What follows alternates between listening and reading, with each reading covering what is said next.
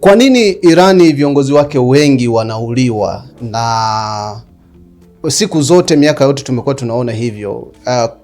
Tatizo liko wapi? Na kwa nini wasichukue uangalifu mkubwa na wakati wameshaona matukio kama hayo yanajitokeza mara kadhaa? Unajua jinsi ambavyo yale nchi nani zilivyokaa, ule mfumo wa nchi ya Iran. Iran ni nchi kubwa by the way. Ukiangalia hata kijiografia ni kubwa kuliko nchi ya Israel. Lakini Israel kitu ambacho imejaribu kushinda dunia nzima ni swala la ujasusi. Israel ina ujasusi ambao ni mkubwa vibaya mno. Unajua ni nchi ambayo imezungukwa na maadui pande zote. Yaani kuizunguka ile nchi ni maadui. Kwa hiyo mara zote wamewekeza sana kwenye swala la ujasusi. Wamewekeza sana kwenye ujasusi. Silaha yao kubwa hata mara nyingi sio swala la hizi ndege, sio swala la makombora makali, ni ujasusi. Kwa hiyo nchi ya Israel imewekeza sana kwenye shirika lake la ujasusi linaitwa Mossad, ambalo linashirikiana na shirika la ujasusi la Marekani CIA. Zinashirikiana pakubwa mno. Kwa hiyo imekuwa ni rahisi. Umeona hata juzi wao walishafanya uchunguzi wa muda mrefu sana. Ulikumbuka yale mashambulizi ya mwaka jana? Kwa maana yake walisema watajibu, lakini hawakujibu on the spot, ila walisema watajibu. Walijibuje? Maana yake ni kwamba wamejipanga kwa miezi kadhaa wakitafuta jinsi nani anafanya nini. Kwa maana yake shirika la ujasusi la Mossad limejipenyeza kwenye mashirika mengi ya kimataifa. Iko kwenye, unashangaa kwenye nchi ile ya Iran, mtu ambaye anakaa karibu na Ayatollah Khamenei, watu wa karibu wake kwenye jeshi, wale Mossad wamejaa kwenye sehemu mbalimbali. Kwa maana yake wamewekeza sana kwenye shirika lao la ujasusi la Mossad, ili kwamba liweze kabla watu hawajashambulia, kabla watu hawajafanya chochote, kwao wameshafika. Kwao unaona kwamba tayari ujue kwenye jeshi la Iran pale kuna watu wao wapo ambao uko karibu kabisa. Unashangaa ni mtu ambaye yuko karibu kabisa na mkuu wa majeshi. Mfikiria sehemu ambapo anakaa mkuu wa majeshi nchi ni sehemu ya aina gani ambayo watu wanaweza kufika. Kwa maana yake ni watu ambao wamewekeza kwenye ujasusi na taarifa, wananunua taarifa haswa.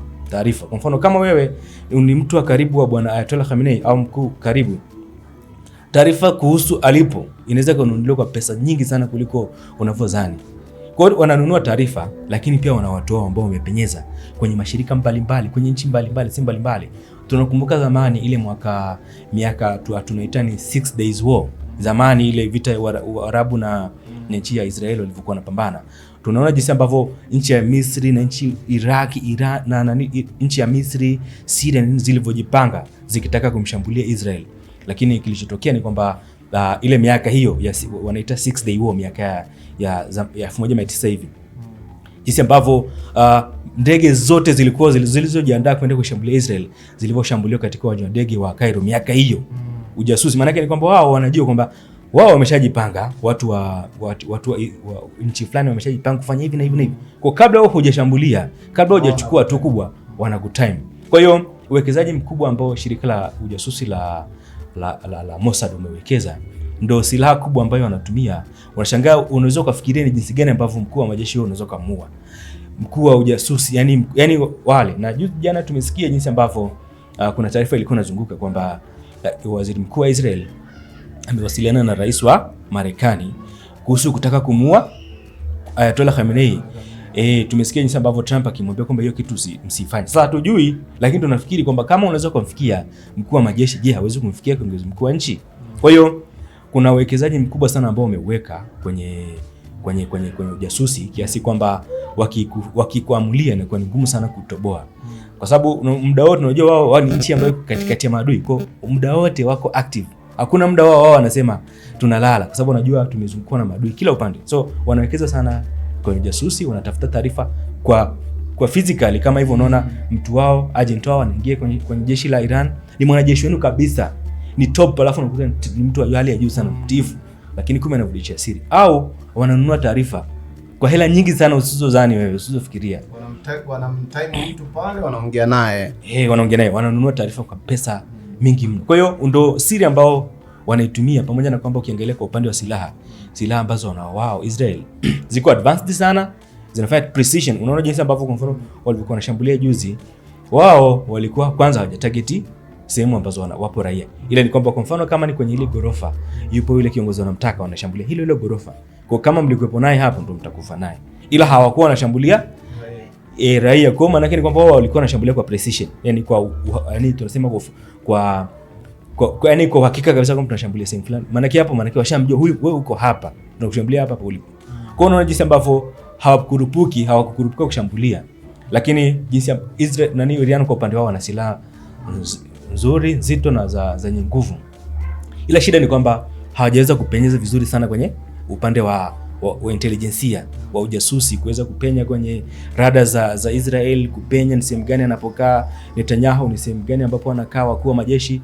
Unajua ushindi kwenye vita bwana ni kuweza kwa wale watu wakubwa wa juu ukiwapiga, ndio kwenye vita tunasema wao unapigana vita. Hawa watu muondoe waziri mkuu yule, muondoe mkuu wa majeshi nini, hawa watu, hizi target ukishazifanya tunasema ni mafanikio. Lakini ukiwa unashambulia raia inaonekana kama vita vyako sio swala la unashambulia serikali, unashambulia watu, yani una target watu, kwa inaitwa kama ni uhalifu. Kwa hiyo ni jinsi ambavyo wenzetu wanawekeza sana kwenye swala la intelijensia.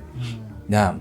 Kwa nini Irani viongozi wake wengi wanauliwa, na siku zote miaka yote tumekuwa tunaona hivyo?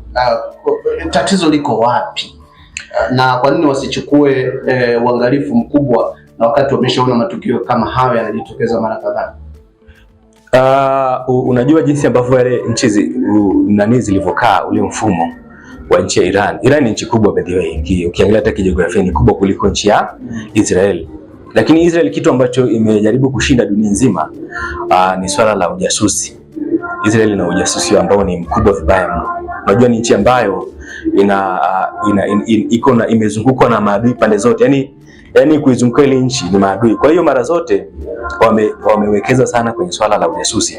Wamewekeza sana kwenye ujasusi. Silaha yao kubwa hata mara nyingi sio swala la hizi ndege hizo, swala la makombora makali, ni ujasusi. Kwa hiyo nchi ya Israel imewekeza sana kwenye shirika lake la ujasusi linaitwa Mossad, ambalo linashirikiana na shirika la ujasusi la Marekani CIA, zinashirikiana pakubwa mno. Kwa hiyo imekuwa ni rahisi. Umeona hata juzi wao walishafanya uchunguzi wa muda mrefu sana.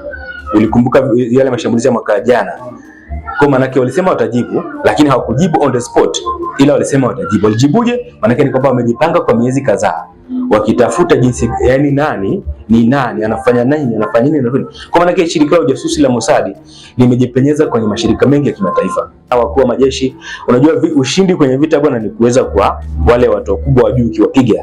Ndio kwenye vita tunasema wao unapigana vita. Hawa watu muondoe waziri mkuu yule, muondoe mkuu wa majeshi nini, hawa watu, hizi target ukishazifanya tunasema ni mafanikio. Lakini ukiwa unashambulia raia inaonekana kama vita vyako sio swala la unashambulia serikali, unashambulia watu, yani una target watu, kwa inaitwa kama ni uhalifu. Kwa hiyo ni jinsi ambavyo wenzetu wanawekeza sana kwenye swala la intelijensia. Naam. Okay, kwa Iran kidogo, kwa haraka hapa, Iran wao intelijensia yao ikoje? So kama wao wenzao waliwekeza miaka mingi, wao kwenye kuwekeza kwenye intelijensia ikoje? Kwa nchi ya Iran intelijensia yao bado haijawa kubwa sana, kwa sababu unajua zamani nchi ya Iran ilikuwa ni marafiki na Israel.